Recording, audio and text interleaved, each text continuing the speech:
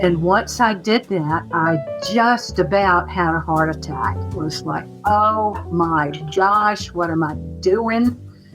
And so I decided to sleep on it. And the next morning I got up and started reading in it, and it just sang. It was just so wonderful that the hair stood up on the back of my neck, and I'm like, okay, this is what I needed to do. It only took me years to do this, but better late than never. Hey everyone, welcome back to Living the Next Chapter. I have a great author on the show today, and she's surrounded by her team, which includes two wonderful pets who kind of run the show, but Lorraine is the one that writes the words on paper and shares it with us in the world. I'm so excited to have Lorraine here on the podcast. Welcome to Living the Next Chapter, Lorraine. Well, thank you very much. I'm excited to be here. Excellent. It's very warm where you are, but can you tell everyone listening where you are in this big world of ours? I am in the mountains of western North Carolina, near Asheville, North Carolina, in the Blue Ridge Mountains. And Nice. yes, we are having a heat wave, which is very rare for us. And we're all melting. There you go. Well, yeah, that does sound like a rare place to have that kind of heat on a regular basis like this. So, yeah, stay cool. But thank you for making time to be on the show. I'm really happy to have you here. Well, thank you. Excellent. Let's go back in time, Lorraine, if we could, to the earlier days when being an author wasn't really top of mind for you. What was it for you that got you interested in becoming an author? Well, I have actually been in one place or another working with words for all of my life. And I got the bug early on when I was young, about 9 years old, when I had a poem put in a national anthology. And just seeing that in print was, with my name on it, was amazing. And it just got me started. And I looked into other side things other than writing and did other jobs other than writing as a main way to earn a living. But I was always on the side doing short stories or taking classes, being with a critique group, in some ways connected with the world of writing. And I always wanted to be published, but there was a part of me also that said, you can't be published. You're not a writer. You don't even know any writers. And writers are like next to God. They're special people who have books out and they're published by important people in New York. And you're not in New York. You're in the mountains. You're just a little old mountain girl. What do you know? And it took me a long time to overcome those voices and to say, well, I can do it, and I can do it the way I want to do it. So it's good, because we have authors listening, and that's what they're saying. I'm hearing from people, Lorraine, is who's gonna read my book? Like, who cares what I want to say or my voice? I'm trying to find my voice as an author. And they're like, I don't even know if it's worth it to write a book. Would you encourage them to write their story? Absolutely. Only you can write your own story.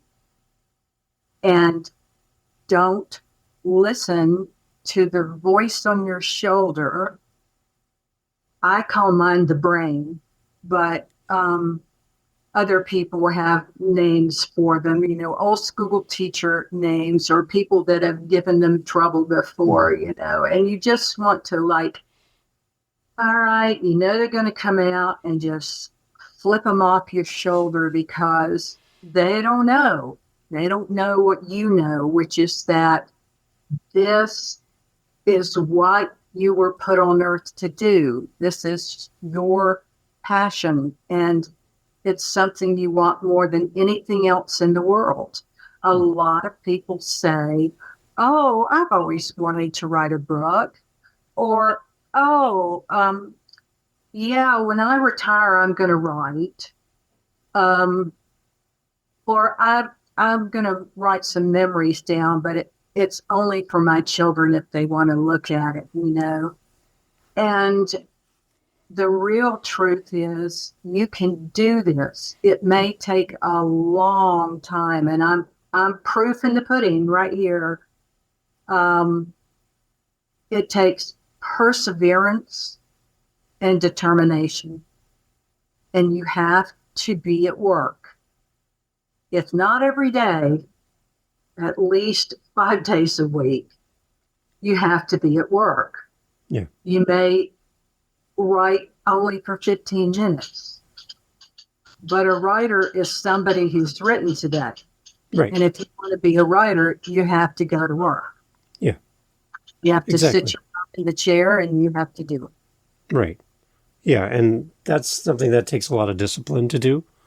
And a lot of us maybe are lacking in that discipline area. Is that something you've naturally been able to do, or has it been work for you? I've been able to do it off and on, but as someone said to me one day when I was bemoaning the fact that it took me so long to do this book, she said, "Well, yeah, but that's what happens when life gets in the way," which is very true.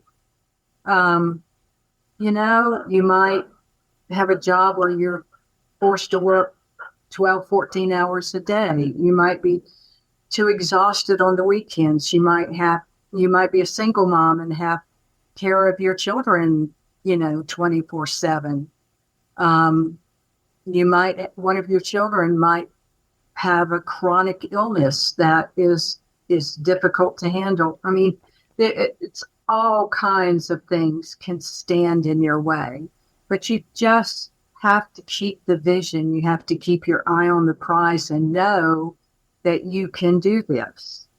Yeah. And if it takes scribbling a couple of sentences while your son is at soccer practice, or writing at lunchtime, from your job, there are ways to do it. And it may take you a long time, but it's definitely worth it. Right. Now, tell us the story behind your book. I'm asking, I already know the answer to this, but I'm leading the question. Was it a simple, easy weekend project for you to write this book, or was it a little bit more in-depth in time to write your book? Oh, it was not a weekend project. Okay. It was definitely took a long time. Mm-hmm. And I've decided that it's just my jam. When I choose to do something, I choose a really artist path. And I overthink it, I overwork it, I over-research it. And I will freely admit I am a perfectionist and a bit obsessive about things like research. So with life issues standing in the way, and with me being that kind of person, it took me from start to finish, from the day that my main character, Meg, walked into my mind and said, "I'm here and let's get to work."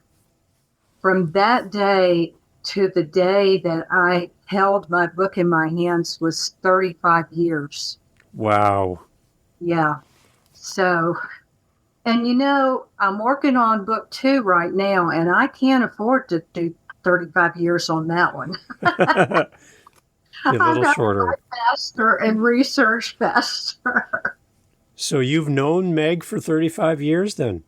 I have. Okay. In fact, my children, who are now grown and in their 40s, know Meg. And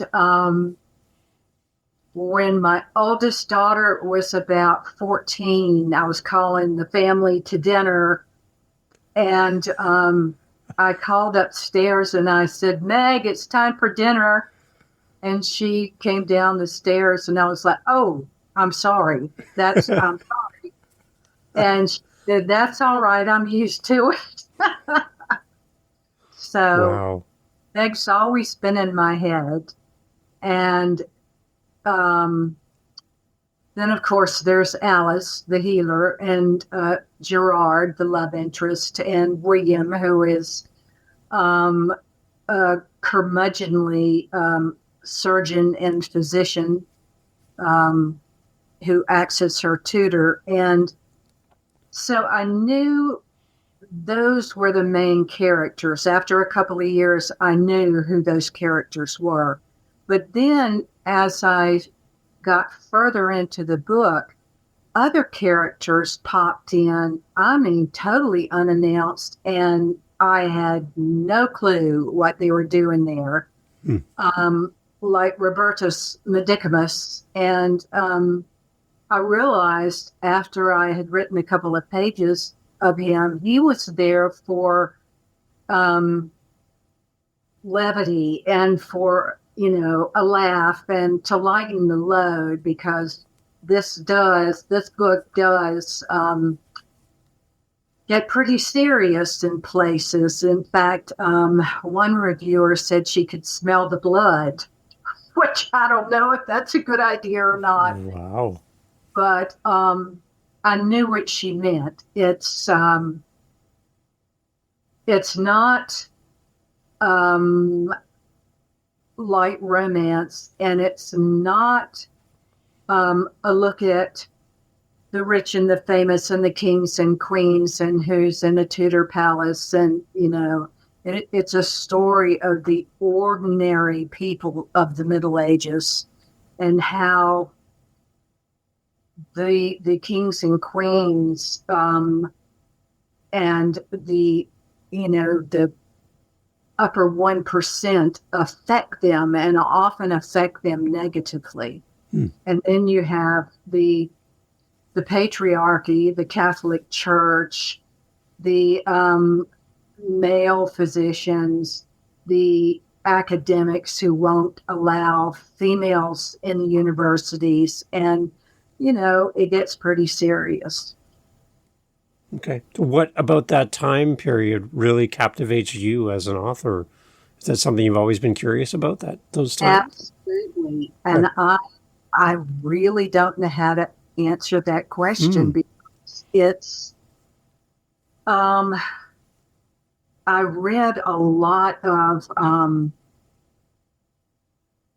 historical novels when I was 9, 10, and then, early teenager, and loved them.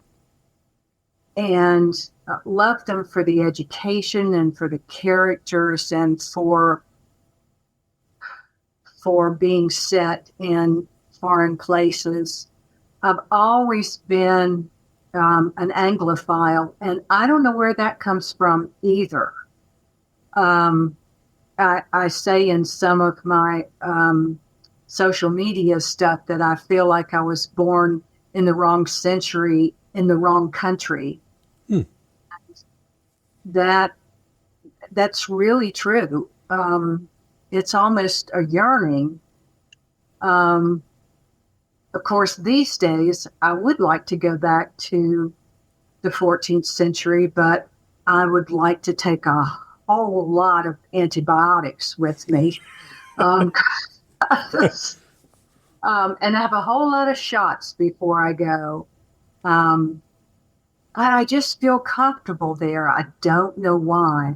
And I have tried writing some contemporary novels. I'm really jealous of my writer friends who can write these wonderful contemporaries with,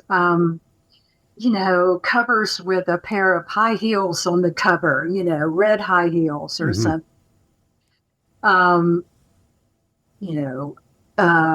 Joan finds the love of her life, but how can she keep him? That sort of thing. And I've tried doing that, and they're awful. And it's just not me. Yeah. So I just have to accept who I am and get on with it. It's good. I love history. Anything to do with history, I'm hooked. There's so many lessons we can learn from the past. I just love Oh, knowing yeah, how life was, right? Back then, it was so different than today. absolutely. Absolutely. And you're right.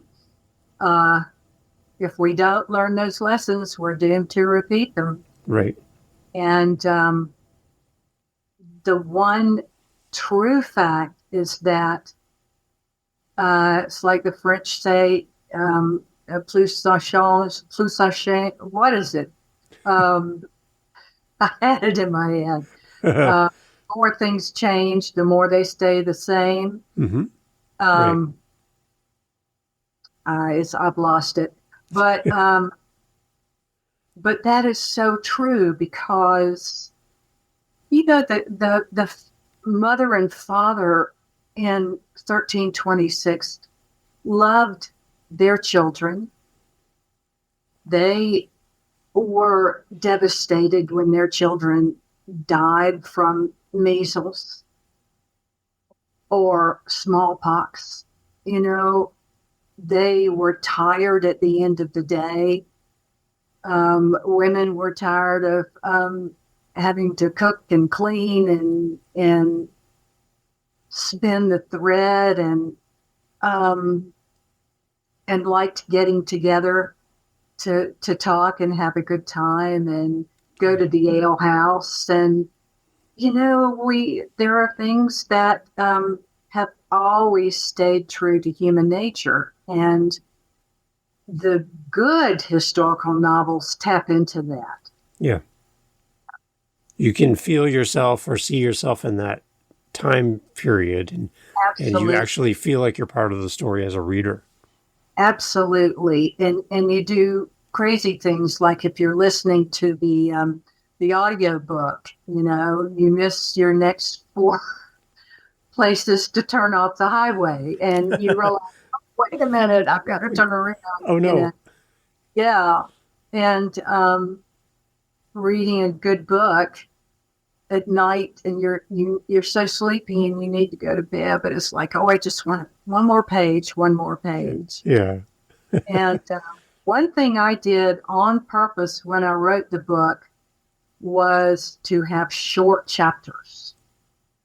Um, I think the way people are reading is changing, and one of those ways is everything everywhere is calling on your senses and your ability to focus. And so I made short chapters, particularly for mothers of children and who don't have a long time to read unless their children are maybe older, in which case I used to tell my teenagers on the weekends, I've got a really good book here and I am going to read it. So I am putting out the bread and the peanut butter and a knife, and you know where it is.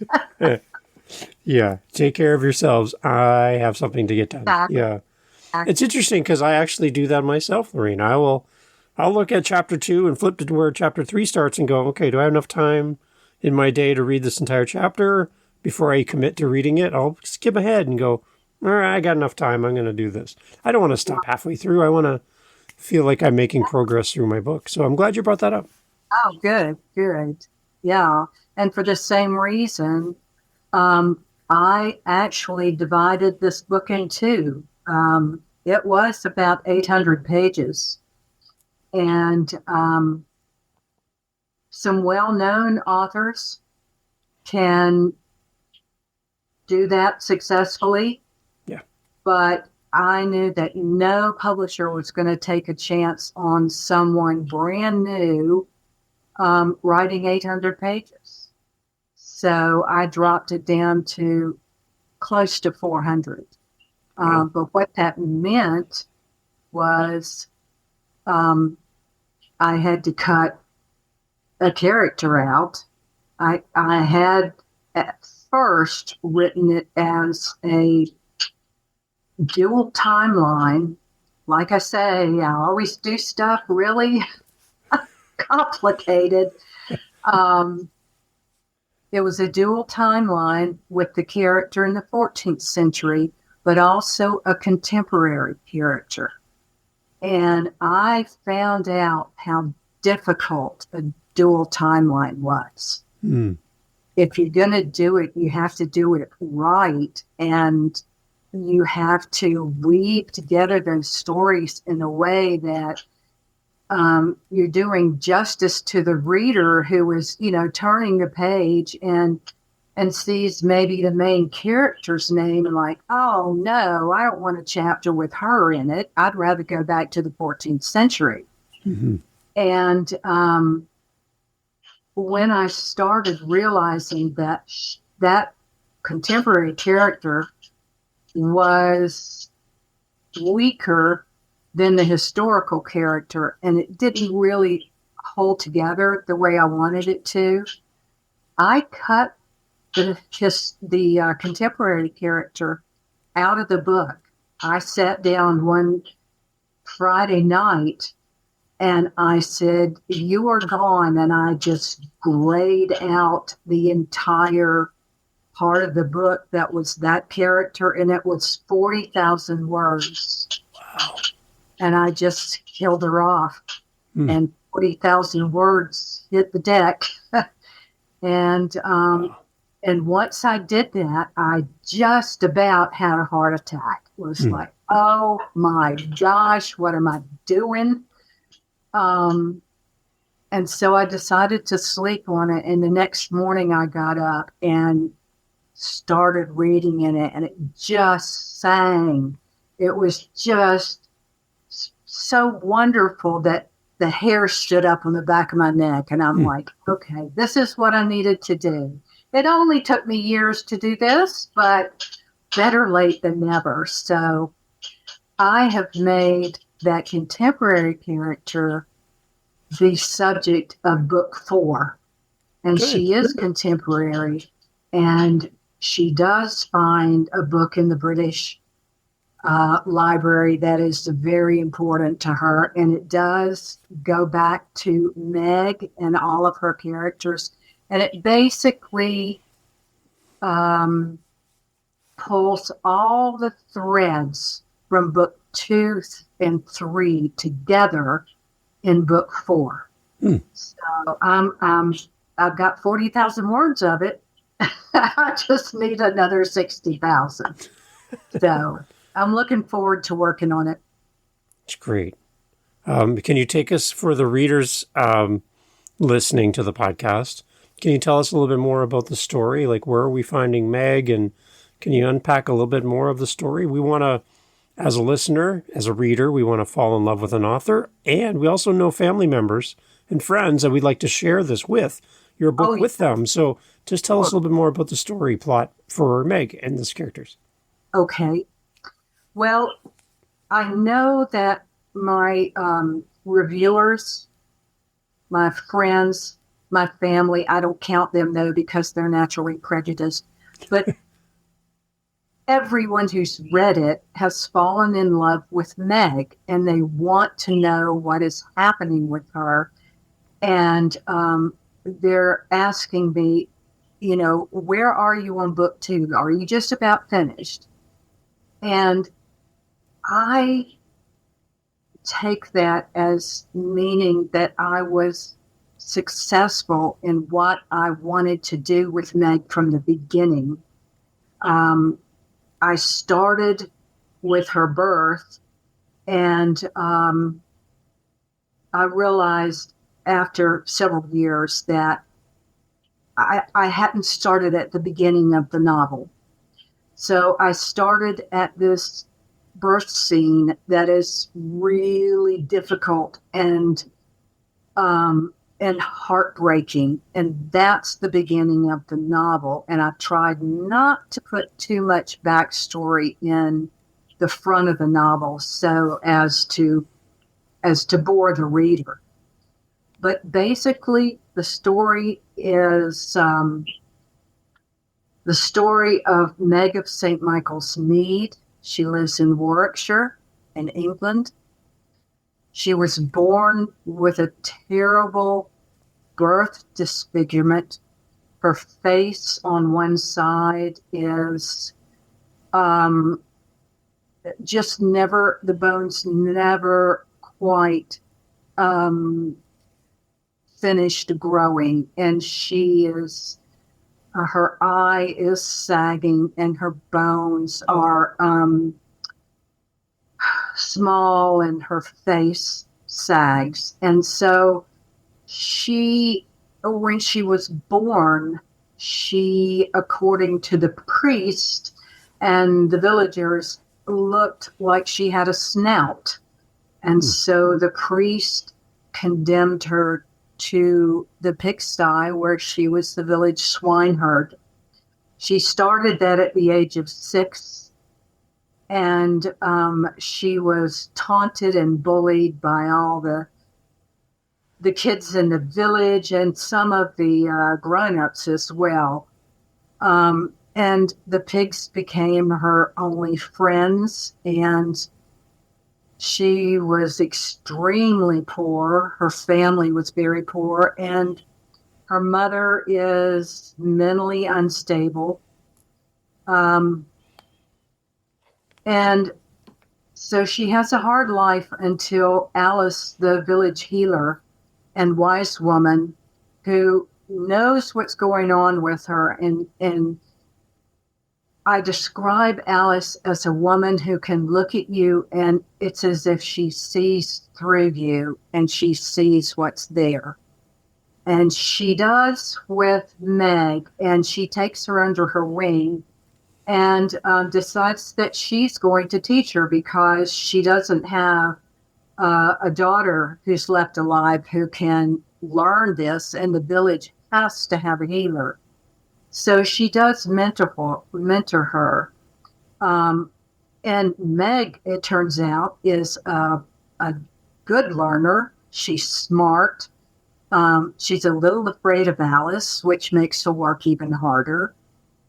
And at one point, they tend to a birth at the manor house of a woman who has been trying for years to have a son who will be the heir to the lord of the manor. And she has had stillbirth after stillbirth, and now he, during his wife's labor at this point, he accuses Alice and Meg, the devil's daughter, of somehow cursing her so that she won't have a child who lives. And he threatens the both of them. So they realize if they do not bring a son into the world, they are both going to die. It's a horrible birth, but it's not a made-up birth. I took it absolutely from my research, and it's the kind of birth that did occur, unfortunately. A lot of women died in childbirth in the 14th century and continued to. And so Meg is so distraught over this birth that she decides that she is going to provide compassionate care to women, and she has found her place in the universe. This is what she wants to do. But she lives at a time when, certainly in England, women were not allowed to go to university. Women were not allowed to practice medicine. They could be the old healers, the crones, but they certainly couldn't be the physicians. Not in England at this time. So still, she comes under the tutelage of William of Oxford, who is a gruff surgeon who agrees to tutor her. And so she goes to live with him. He has a son named Gerard. And one night, she discovers, much to her horror, that they are performing illegal human dissections. Mm. And William expects her to assist them. And he says if she can't do this, then she is welcome to go home to St. Michael's Mead. So after a while, civil war breaks out in England, and it really comes home to London, where they are. And it's queen against queen, and a king who is on the run, and Meg and William and Gerard try to just, noses down to the grindstone, take care of sick people in London, stay out of the way of any kings and queens. But it's not that easy, because pillaging and plundering breaks out in London. People are killed in the streets. And they become involved in it when Meg is made an enemy of the Queen. And at that point, the Queen accuses her of treason, and she has to run for her life. And so William and Gerard and Robertus Medicamus, who has joined them by this time, all make a run for it. And they decide, William decides that Gerard is going to go to school in Montpellier, France. And that was one of the best medical schools at the time. And Gerard is fine with that. And so they flee to a waiting ship on the coast. And he's going to Marseille, which is not far from Montpellier. And so they all go. But on the way there, Gerard talks William into allowing Meg to go to Montpellier too. And William says they're not going to accept her. She's a woman. And Gerard basically says, if I don't go, if she doesn't go, I don't go. Yeah. So they land, and they go to Montpellier, and then she tries to get into the medical school, and I won't say any more because enough to a really, really good scene.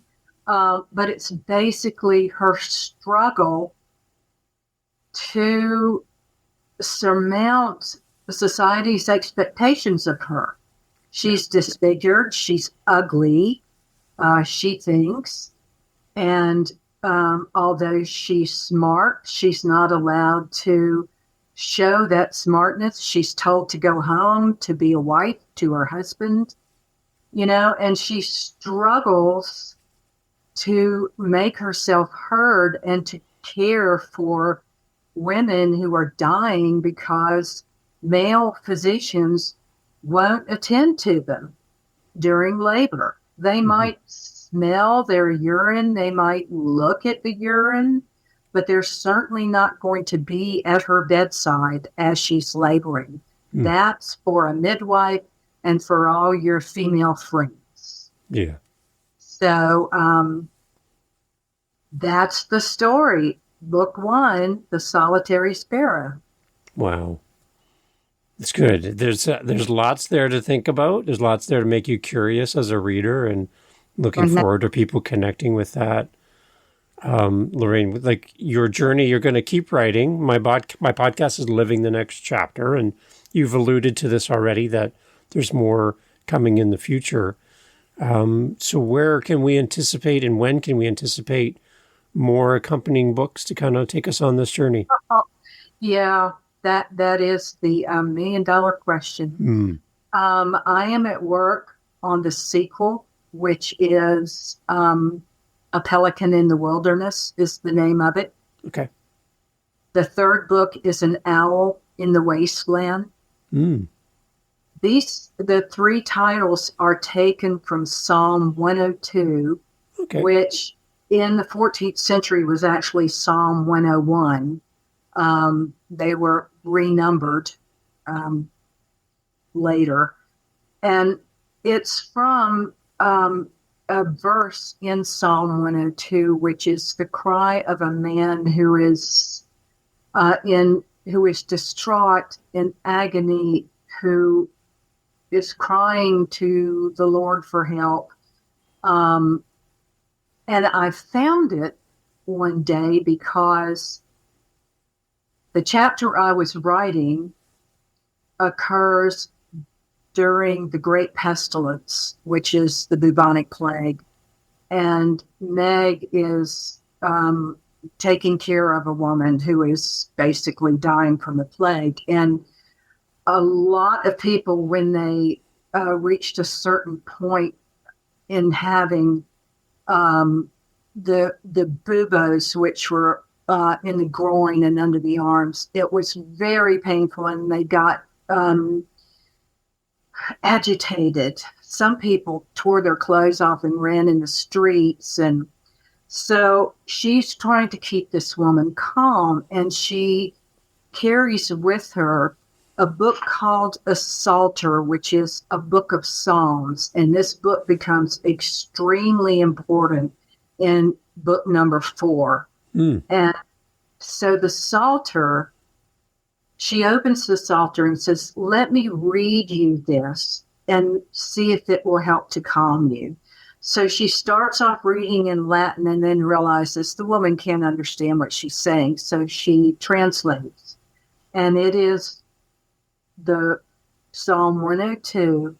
And she gets to a section that says, I am as a sparrow upon a housetop. And she says, that's who I am. I've always been the sparrow on the housetop, watching from above as the world goes by. And I love that verse so much that it just hit me like, bam, light bulb goes off. Oh my gosh, there are the 3 books right there. So that's how I came up with the titles.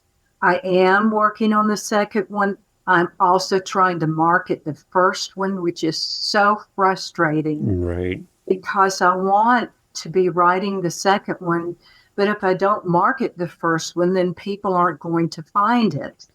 And I keep telling myself this is a marathon. It's not a sprint. The way people learn about books is through friends and family. It's word of mouth. It's social media, but a lot is based on what other people say. Mm-hmm. So I'm just trying to build the word of mouth and trying to build as many reviews as possible. And then I write at night. I do, because I also work part-time. So when I get home from work, I write, and then I take a break, and then I do research at night because I'm too tired to write then. And I thought I wouldn't have to do much research, but I mean, I had lunch with my sisters last week. It was my birthday, and they took me to lunch, and I told them I was doing research, and they said, what do you have to research? Didn't you do that for the first book? And I said, well, yeah, but more thing has to happen in the second book than happened in the first book, Mm-hmm. And there's a battle scene, the Battle of Crecy. There's a scene where the grandstand at a tournament actually collapses, and that actually happened. And it fell on the queen, who was only about 16 years old at that time. And I have to write that scene, and I need to research those. So, and I love research, and I have to just every night put the brakes on so I don't go down a million rabbit holes. Right. But as to when, um, in the next year, Okay. I really wanted to get it out fast and then get the third one out fast and the fourth one and then have a box set. Good. I like that you have a plan to this. That's great. Oh, I have a plan. That's good. Lorraine, how do people connect with you as an author? I'm anticipating there's a reader who would love to speak with you or send you their thoughts. How do we do that? Absolutely. My website is https:// www.Lorraine Norwood, LorraineNorwood.com. Good. And I would love to hear from people. And also, one of the things that I love to do is to mentor writers, and especially women who are older, because when we went to college, I was told outright in a writing class that women were bad writers because they had nothing to say. Oh my goodness. Lorraine. Well, what we were reading at the time in the class was Ernest Hemingway, William Faulkner. I'm not going to Africa to shoot elephants or be in the Spanish Civil War, but I do have things I'd like to say, and I think they would resonate with other women readers and hopefully men. But I was too young not to take that as the gospel when he said it. And it was years getting my confidence back. And I'm not the only one. There are lots of women who were told, you don't have the talent, you need to go do something else. If you want to write, be on a newspaper or whatever. So I'm a book coach and love helping people with their books, and particularly with developmental editing, because you get in the middle and you just start to sag and like, where am I going? What am I doing with this? And that's when a lot of people shove it in the desk drawer, so to speak, and never pick it up again. I'm glad that you're there to help these authors on their journey. Lorraine, that's great. Thank you. I'm glad to. And you've helped us just by being on the show. And I'm hoping that people are going to hear this episode and go, that sounds like a book for me. I'm curious as a reader. I can't wait to fall in love with your book and to follow your journey as an author. So I'm glad you're here. I hope so. And I hope people fall in love with Meg. She's fabulous. So, okay, as we end off, Lorraine, I'd like to end off with a question for you as we close off the podcast. And I'm curious for your answer on this one. Are you ready? I don't know. Here we go. It's going to be an interesting one. It's going to be interesting, Lorraine. If you had the opportunity to call Meg down for dinner tonight, and Meg comes down to the dinner, sits down at the table for dinner tonight, and you had the opportunity to ask your character, Meg, one question that you don't know the answer to, what would that question be? Well, first of all, when I called her down to dinner, I would hug her. I would give her. Oh, come on. That's so nice. Oh, I like that. And then I would sit her down to dinner. And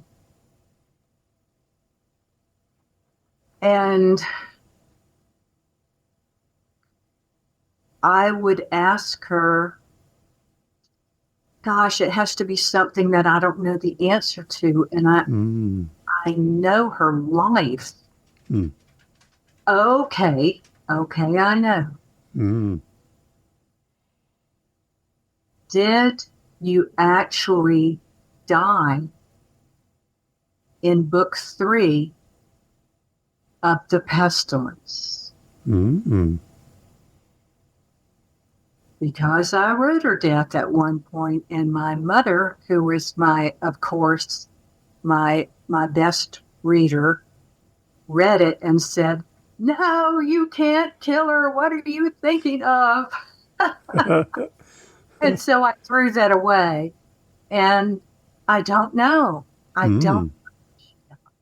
There we go.